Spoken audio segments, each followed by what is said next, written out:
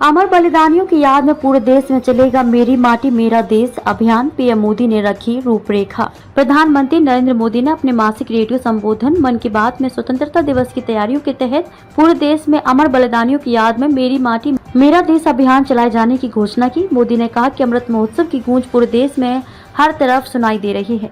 पूरे देश में शुरू किया जा रहा अभियान 15 अगस्त निकट आ रहा है। ऐसे में पूरे देश में एक बड़ा अभियान शुरू किया जा रहा है। यह अभियान देश के बलिदान होने वाले वीर सपूतों के लिए है। पीएम ने कहा कि इस अभियान के तहत देश भर में उन लोगों के सम्मान में कार्यक्रम होंगे जिन्होंने राष्ट्र के लिए अपने प्राण बलिदान किए।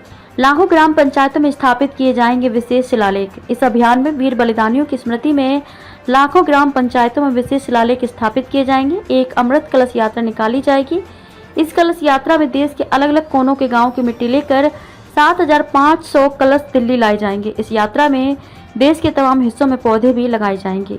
राष्ट्रीय युद्ध स्मारक के निकट तैयार की जाएगी अमृत वाटिका। 7,500 कलश से जो मिट्टी और पौधे लगाए जाएंगे उनमें राष्ट्रीय युद्ध स्मारक के निकट एक अमृत वाटिका तैयार की जाएगी। यह एक भारत श्रेष्ठ भारत का एक और महान प्रतीक होगी।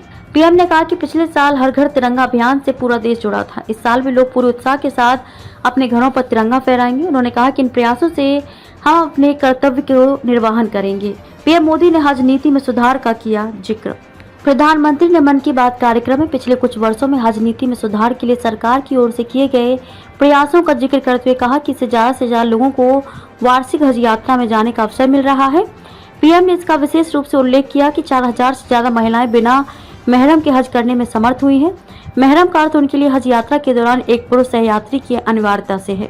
कई महिलाओं ने लिखा पत्र। पीएम ने कहा कि सरकार की ओर से किए गए बदलाव के बिना अब पुरुष सहयात्री की अनिवार्यता नहीं रह गई है और यह एक बड़ा बदलाव है। पीएम ने बताया कि अभी हाल में जो मुस्लिम महिलाएं हज करके लौटी हैं उन्होंने पत्र लिखकर इस बदलाव के प्रति अपनी खुशी और संतोष का प्रदर्शन किया है। पीएम मोदी ने सऊदी अरब की सरकार को दिया धन्यवाद। पीएम ने कहा कि उनका हज खास रहा क्योंकि उन्होंने महरम के बिना हज यात्रा की। उनकी संख्या 50 या 100 नहीं है बल्कि 4,000 से अधिक है। उन्होंने इसके लिए सऊदी अरब सरकार को भी धन्यवाद दिया जिसने इस बदलाव के लिए अपनी सहमति प्रदान की। हर साल काशी पहुंच रहे हैं करीब 10 करोड़ श्रद्धालु। उन्होंने कहा कि अलग अलग तीर्थ स्थलों पर श्रद्धालुओं की संख्या बढ़ रही है। लगभग 10 करोड़ लोग हर साल काशी पहुंच रहे हैं। अयोध्या, मथुरा और उज्जैन में भी तीर्थयात्रियों की संख्या तेजी से बढ़ रही है। इससे लाखों लोगों को रोजगार मिला है। पीएम ने हाल में अमेरिका से लाई गई तमाम अहम कलाकृतियों का भी अपने संबोधन में जिक्र किया। उन्होंने कहा कि इन धरोहरों का देश लौटना बड़ी बात है।